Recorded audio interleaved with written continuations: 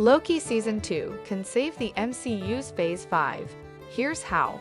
It's no secret that the Marvel Cinematic Universe's Phase 5 hasn't lived up to expectations.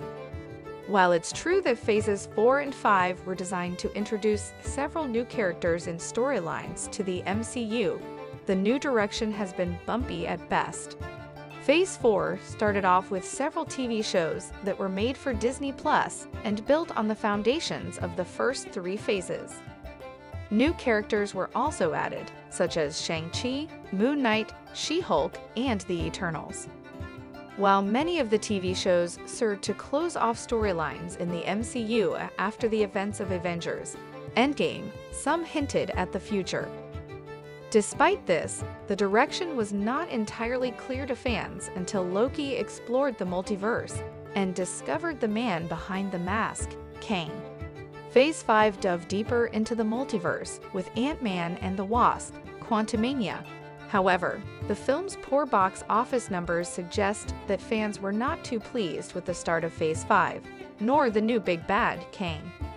There are other films and TV shows in Phase 5 that are set to be released this year, but Loki may be the next installment that points directly toward the future of the MCU.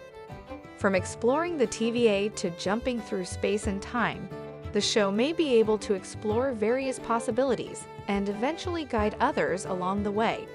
In many ways, Loki's unique position may allow Phase 5 to get back on track. Endgame was a cinematic masterpiece that was over a decade in the making.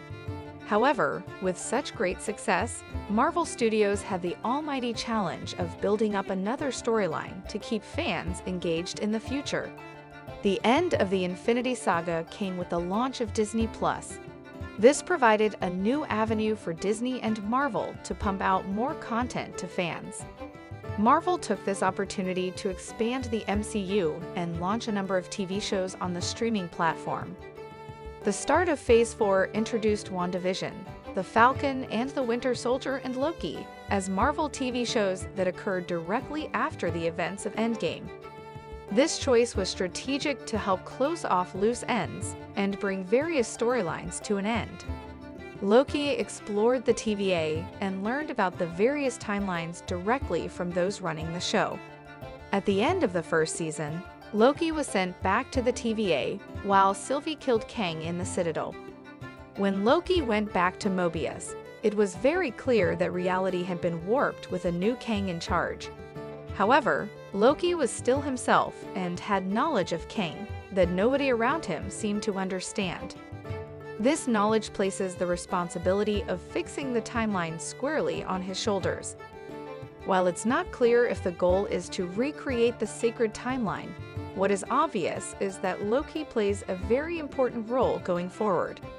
Many suggest that fans may even see Loki jump into various timelines, including the main MCU timeline, to recruit a few familiar faces in his campaign against Kang.